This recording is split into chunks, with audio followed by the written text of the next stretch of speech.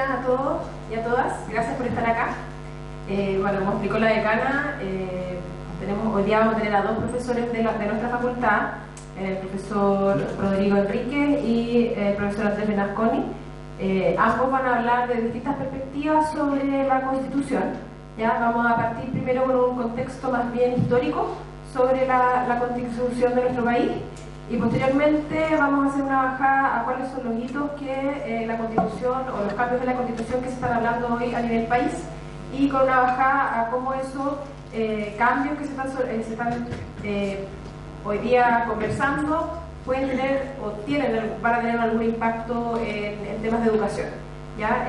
Los dos profesores ayer amablemente accedieron con sus agendas bastante así completas a venir a estar acá en esta actividad, así que yo les quiero dar las gracias tanto a Rodrigo como a Andrés por haber accedido a estar acá, y bueno, esperamos que esto contribuya a que todos podamos aprender un poco más sobre estos temas que la verdad que no solamente los estudiantes sino que nosotros también como profesores nos sentimos que esta es una oportunidad para poder aprender desde una perspectiva un poco más de expertos.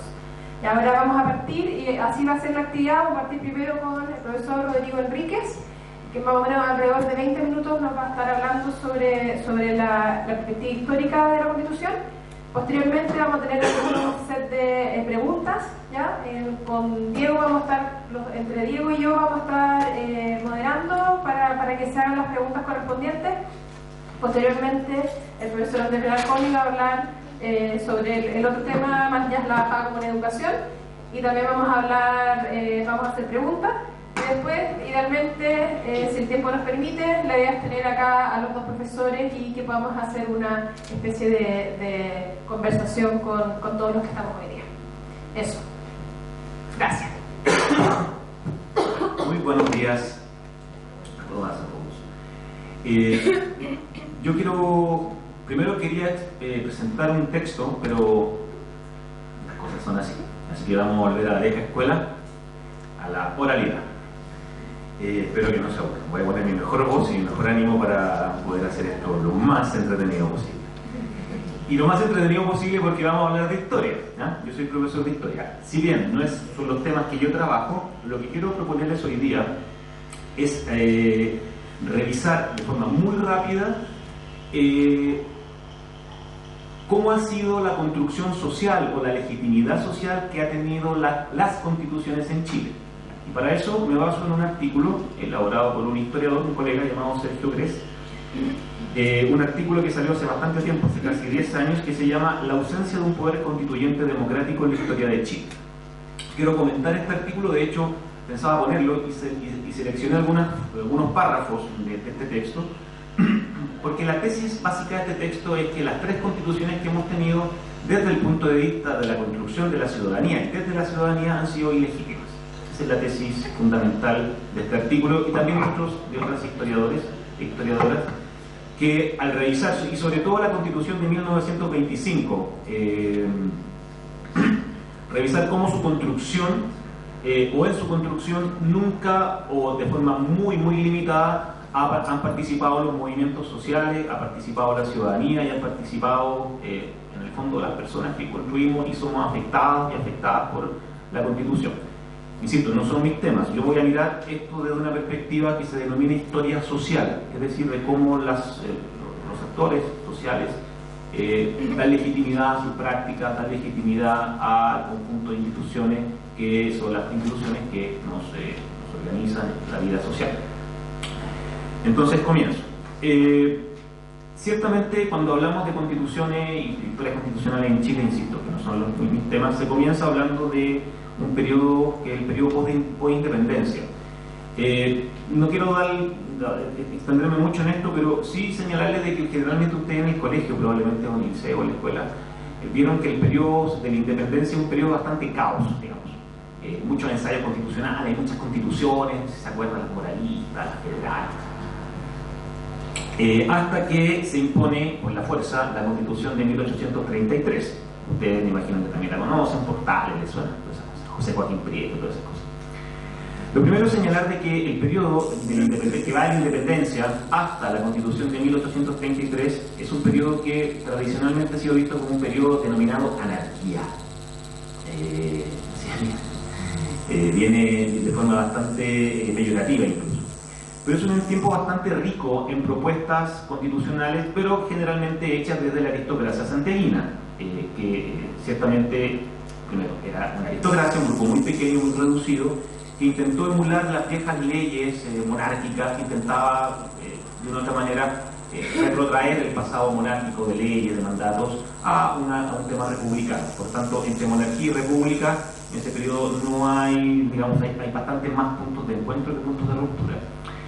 Pero fueron ciertamente ensayos bastante democráticos, o casi democráticos, o con horizonte democrático, fundamentalmente porque aspiraban a que, por ejemplo, hubiese más representación, muchas gracias, de las provincias, hubiese como la Constitución Federal, hubiese una votación donde pudiese más gente poder elegir a las autoridades. Bueno, ustedes saben que todo eso se derrumbó, como dice Manuel, y se derrumbó con la batalla y sobre todo con el triunfo de la oligarquía santiaguina sobre las regiones. Sobre todo Santiago le ganó a Concepción y a La Serena, y con ello, con la batalla de Vizcay, digamos que fue en la década del 30, comienzo de la década del 30, y con ello se impone la oligarquía santiaguina, pero no solamente la oligarquía santiaguina, los comerciantes también, los comerciantes que querían obtener el monopolio y sobre todo mantener el monopolio de que el Estado les entregara el monopolio de ciertos productos. ¿Les suena oligarquía santiaguina y comerciantes? ¿Les suena como algo de lo que viene más adelante? Por tanto, el que tengamos las constituciones, en el fondo que las constituciones las marca el modelo económico, no es algo nuevo, no es algo absolutamente nuevo. Y en el fondo, insisto, aristocracia santiaguina junto con comerciantes, no industriales, comerciantes. Ya vamos a entrar un poquito en eso. Bueno, la Constitución del 33 tiene características que la hace bastante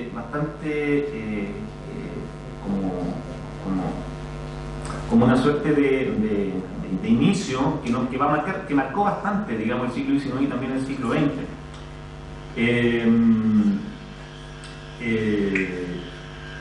De hecho, en su formación, el comerciante Diego Portales y el general José Joaquín Prieto, fíjense, generales y comerciantes. Es como un aire de familia, ¿no? Convocó una gran convención constituyente para hacer la constitución, digamos, pero solo estaban invitadas algunas personas de un congreso bastante cerrado y personas que tenían reconocida probidad e ilustración. Al mismo tiempo, ustedes saben que el régimen portaliano fue un régimen, y sobre todo durante buena parte del siglo XIX, entre Portales, los llamados decenios, pasaron dos situaciones en el ejército. Uno, que todos los militares liberales que habían apoyado a las provincias, sobre todo con el general Ramón Freire, fueron encarcelados y también fueron exiliados.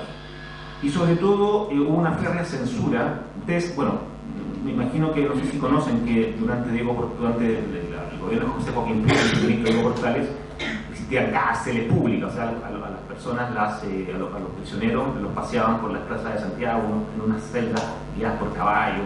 Hubo bastante censura, bastante represión, cosas por supuesto que pareciera que tuviésemos cosas que tienen bastante actualidad. De hecho, durante el periodo de la Convención Constituyente, Diego Portales, el ministro Diego Portales, se encargó de encarcelar a toda la oposición. No existió oposición en la gran convención denominada por la Convención Constituyente. Por lo tanto, el texto constitucional fue un traje a la medida de esta facción dominadora, de la aristocracia y de los comerciantes de Santiago, donde prevaleció el centralismo, el autoritarismo y el elitismo. Bueno, ustedes saben que una constitución donde había muchas restricciones para quienes pudieran participar. El derecho a elegir y ser elegidos para cargos representativos quedó reservado solo a los hombres casados mayores de 21 años o solteros mayores de 25 años que, sabiendo leer y escribir, fueran dueños de una propiedad inmueble o un capital invertido. Una cosa poca, digamos, para Esta constitución, o el llamado régimen portaliano, fíjense que cuando Pinochet se toma el poder y él se hace presidente, a quien rescata, por sobre todas las figuras, es la figura de Portales. Por tanto, nuevamente se retrotrae la imagen de una figura fuerte, una figura centralista y una figura que poco a poco se empieza a vincular con los comerciantes o con un mercado abierto al exterior y no con los industriales, digamos, que es la crítica que se le hace siempre al régimen portaliano. Bueno, esta constitución se mantuvo con algunas modificaciones hasta la constitución del 25. Hubo reformas importantes, como las reformas de la década del 70, 1870, que permitió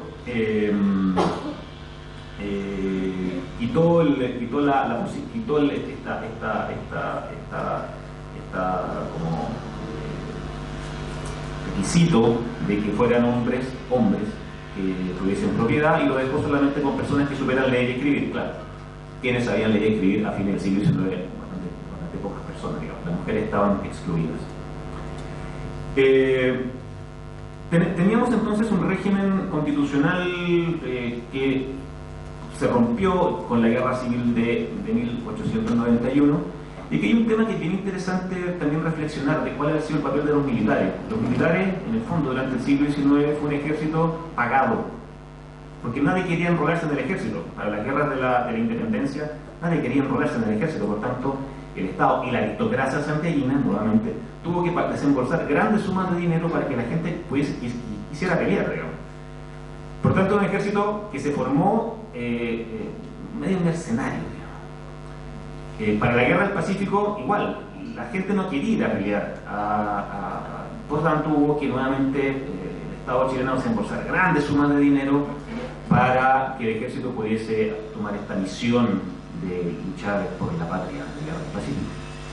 Pero también el ejército se ve involucrado en un conflicto que es bien importante, que es la guerra civil del 91, y es el ejército, y sobre todo una parte de la marina, no olviden que la marina siempre va a estar metida en estas cosas, que también va a ser pagada por la aristocracia para levantarse contra Balmaceda. Balmaceda, presidente, que ustedes saben que intentó modificar cierta estructura económica, sobre todo nacionalizar ciertos capitales extranjeros que estaban en el norte del Salitre, y la guerra civil en el fondo se produjo por un ejército pagado por la aristocracia contra un ejército constitucionalista que apoyaba al presidente. Por tanto, tenemos un ejército de cierta manera que ha sido un poco a sueldo, digamos, ha sido un poco mercenario, en términos de que trabaja para quien le pague, digamos. Y durante el siglo XIX, un poco así. El periodo, la constitución siguiente, se da en el contexto de, la Primera Guerra Mundial. Ustedes saben que las grandes consecuencias que tuvo la Primera Guerra Mundial fueron la Convención de Versalles y la Paz de París, que entre los muchos acuerdos que generó fue decidir que la Primera Guerra había sido provocada por conflicto social, y por tanto desde los tratados de Versalles se promovió que en todo el mundo, o casi todo el mundo, los estados pudiesen enfocarse en las problemáticas sociales. Ustedes saben que a comienzos del siglo XX la cuestión social, es decir, el conflicto entre el capital y el trabajo y los estados, explotó no solamente en Chile, explotó en buena parte del mundo. Entonces, como manera de revocar esta situación donde, en Chile, índice de pobreza, de nutrición, mortalidad infantil, se intentó mediante la vía constitucional solucionar o intentar que el Estado pudiese solucionar esos problemas. Desde la constitución anterior, el Estado, la verdad, no tenía ninguna injerencia en temas sociales, no tenía ninguna posibilidad de promover, por ejemplo, cuestiones como derechos sociales. Cuestión que la Constitución de 1925 abre la puerta, abre un poquito la puerta. Y lo interesante de la Constitución de 1925, de la nueva Constitución, es que, ustedes, para decir en 2 o 3 líneas, digamos, cómo fue el periodo, el conflicto de este periodo, cobran bastante presencia los militares nuevamente. ¿Se acuerdan que en el año 1924 un grupo de oficialidad joven, movida por el general coronel en ese momento, Calvo Ibáñez del Campo, hacen este movimiento en el Congreso, el ruido de sables, para aprobar leyes sociales, digamos. Una vez hecho eso, aprobadas leyes sociales o un conjunto de leyes sociales que entre otras cosas crea la seguridad social en Chile, que es la Caja de Seguro Preobligatorio, que es la primera seguridad social de América Latina, entre otras cosas, digamos. Fíjense, los militares, bueno, son militares que dejan de tener esta tradición mercenaria, son militares formados por el general Bill Körner, que viene de Alemania. En Alemania es donde se funda el Estado social, hasta finales del siglo XIX con Bismarck. El Estado social en el sentido de entregar a las personas seguridad social en términos de salud y en términos de pensión. En Chile, gracias a los militares, una cosa muy curiosa, digamos, el Estado social chileno lo crean los militares en el año 24, con estas llamadas leyes sociales, sobre todo por la Caja de Seguro Preobligatorio, que luego se transforma en el Servicio de Seguro Social y que luego se destruye y se quedan nuestras queridas AFPs. Son los militares los que promueven este tipo de cambio. Bueno, lo paradójico es que después los militares 50 años después se encargan también de destruirlo, una cosa muy paradójica en la historia. Bueno, la Constitución del 25 fue impulsada por Alessandri luego de esta pequeña invitación que hayan hecho los militares del año 24. Y tiene un elemento que fue bien interesante. Cuando Alessandri llamó a crear la Constitución, un sector de la ciudadanía formó una asamblea constituyente el año 25, conocida como la Asamblea Constituyente de Obreros e Intelectuales, o también conocida como la Constituyente Chica. Fue una constituyente que incluso sesionó en el Teatro Municipal. Y los principios de esta constituyente chica estableció con algunas cuotas. Hubo 45% de empleados particulares, 20% de profesores, 20% de profesionales intelectuales y un 8% de estudiantes. Yo no sé por qué fue esa división, digamos, pero escogieron representantes y sesionaron durante enero y febrero del año 1925 y fueron 1.250 delegados provenientes de provincias, fundamentalmente estaban comunistas de la FOCH, de la Federación Obrera de Chile, habían también del Partido Demócrata, habían anarquistas, radicales, habían feministas y otras personas y miembros de la sociedad civil.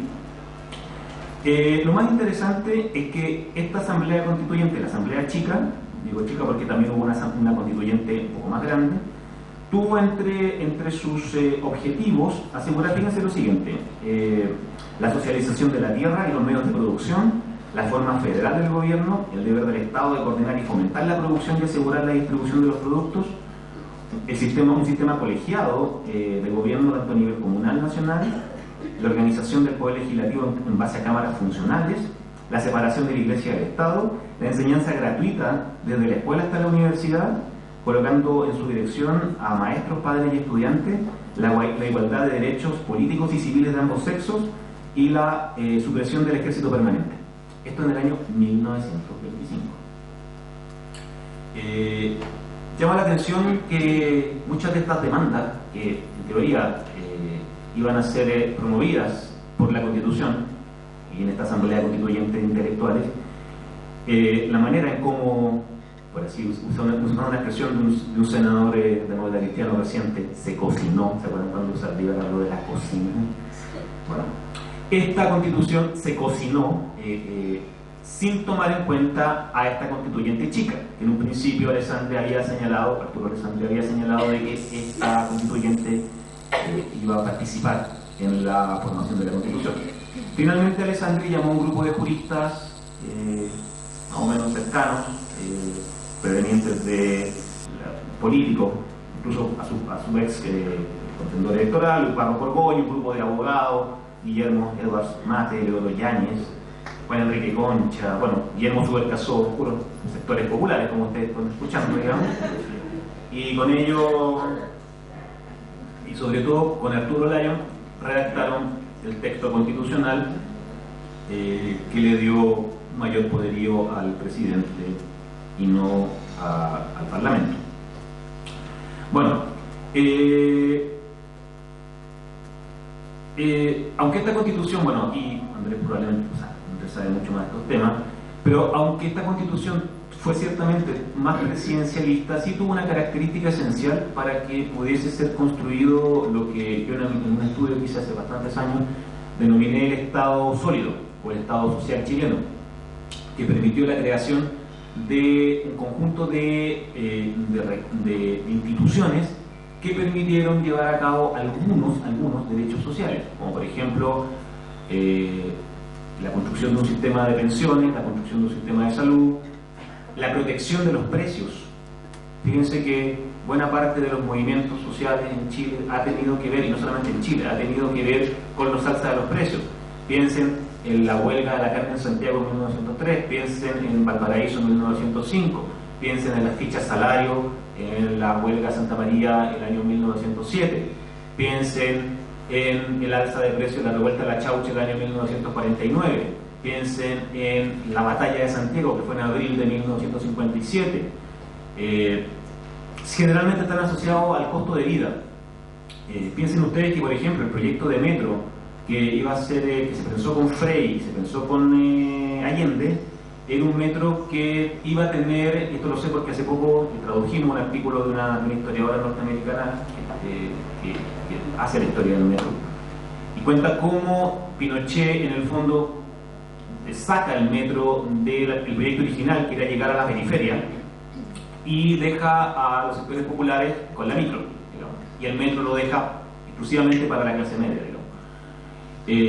Y por supuesto subiendo el precio, o sea, llevando el metro hacia las clases medias a costa del valor del metro, o sea, subiendo el precio del metro y dejando movilización de micro y de mala calidad para los sectores populares. Esta constitución del año 25 es una constitución, insisto, que permite, digamos, que el Estado pueda avanzar de manera muy precaria hacia la construcción de un Estado más preocupado de las demandas de los sectores, sobre todo sectores populares. Bueno, me queda un minuto. Solamente señalar que esta constitución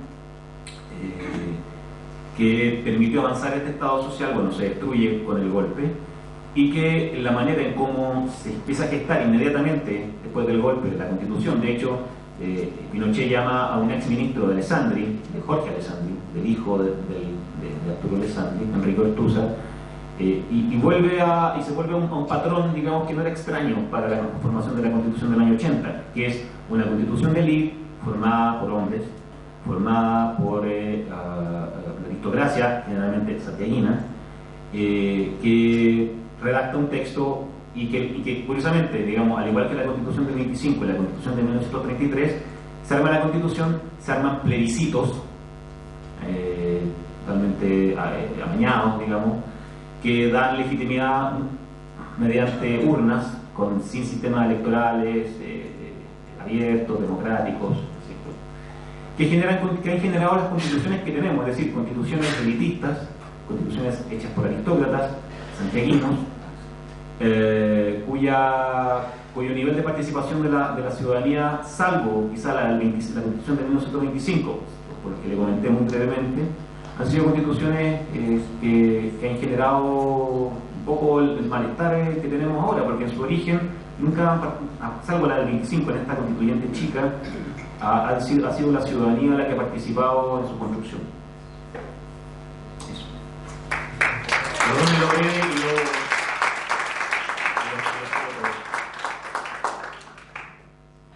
Bueno, ahora muchas gracias, Rodrigo, y perdón que no te avisé los 5 minutos que te había dicho, pero estaba como entretenida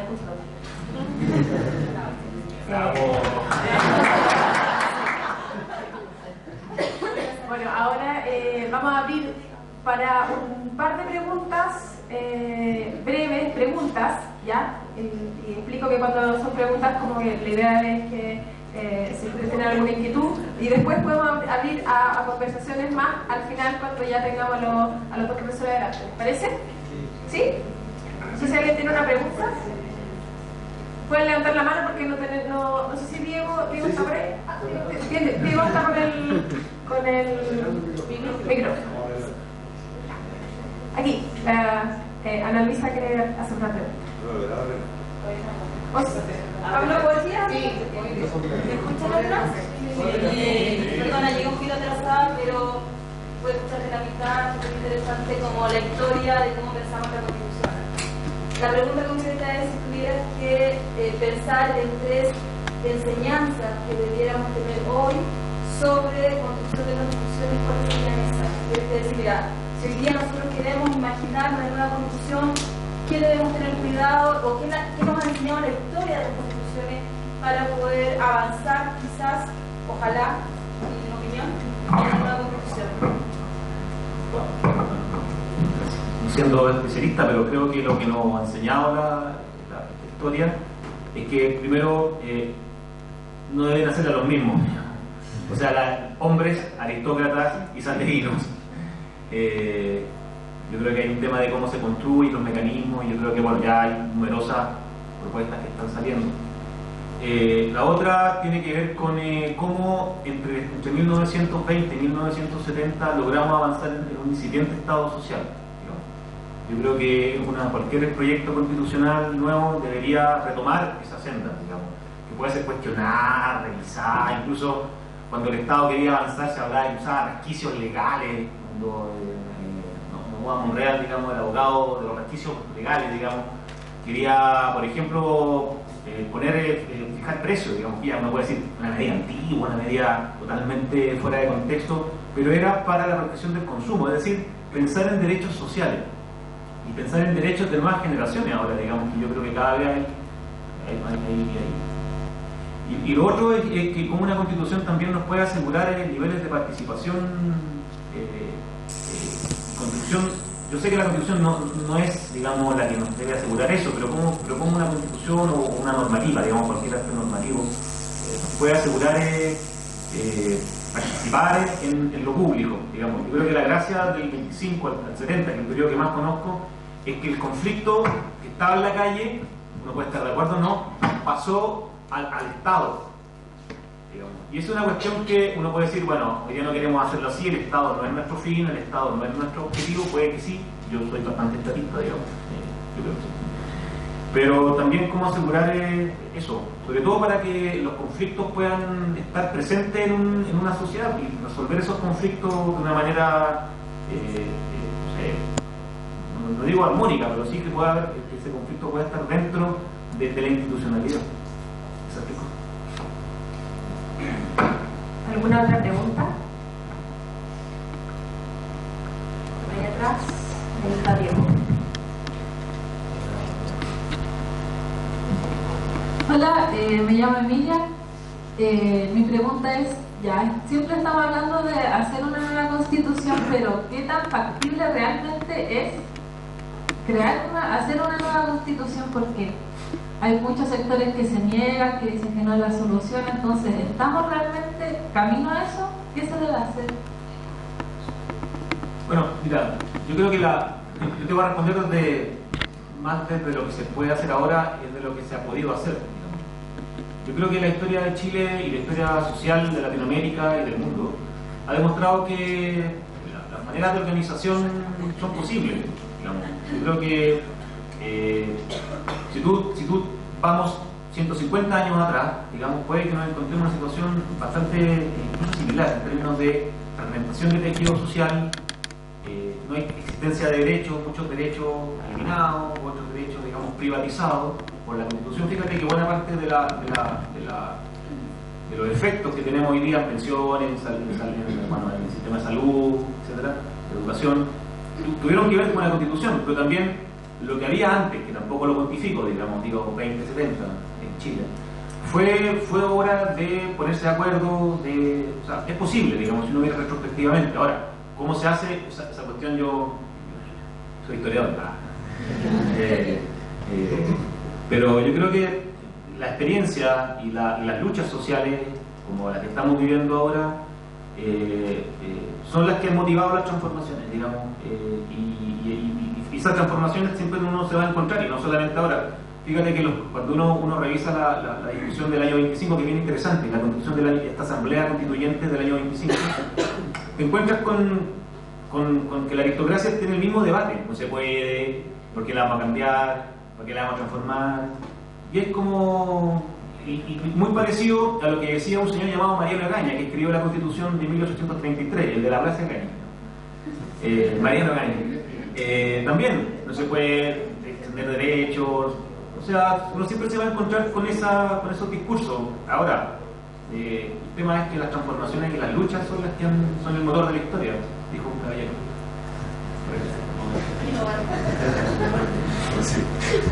Gracias, Rodrigo. No sé si hay otra pregunta o si pasamos directamente ahora al profesor Andrés Bernasconi. ¿Hay una última? ¿Les parece si hacemos la última pregunta? Pues pasamos y pues lo abrimos a más. Ya, ahí hay una pregunta.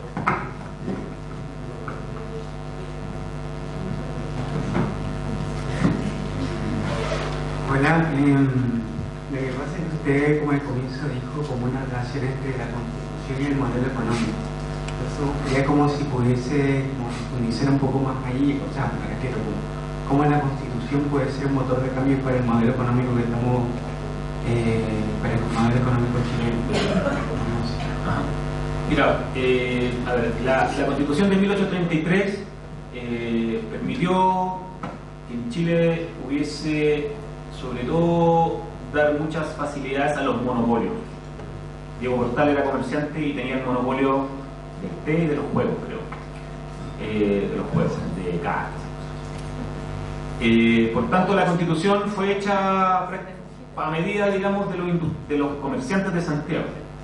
La Constitución de 1925 permitió, digamos, hay un artículo que dice la posibilidad de dar a las personas bienestar social. Y de ahí el Estado chileno se basó para, por ejemplo, generar instituciones para la protección de la vida, de los precios, seguridad social, etc. Incluso, uno podría, no es directamente relacionado, pero a partir de que esa es como la caldera, digamos, de donde emana, donde uno puede sacar esa energía para hacer ciertas transformaciones con las que se pudo construir incipiente Estado social, como les comentaba. Y la Constitución del 80, bueno, con esta idea de la subsidiariedad, digamos, que imagino que todos conocen y que, bueno, para Andrés, por Alejandro, digamos, que conocen más estos temas, permitió, digamos, que el Estado dejase de hacerse cargo de cierta área y le diera paso, digamos, al modelo, o fuera, se relacionara de forma bastante armónica con este modelo económico que tenemos, ni siquiera con el capitalismo, digamos, porque todas las constituciones están vinculadas con el capitalismo, todas, digamos, pero sí con ciertas versiones del capitalismo como la que tenemos ahora, en particular una bastante nefasta, digamos, como la que tenemos.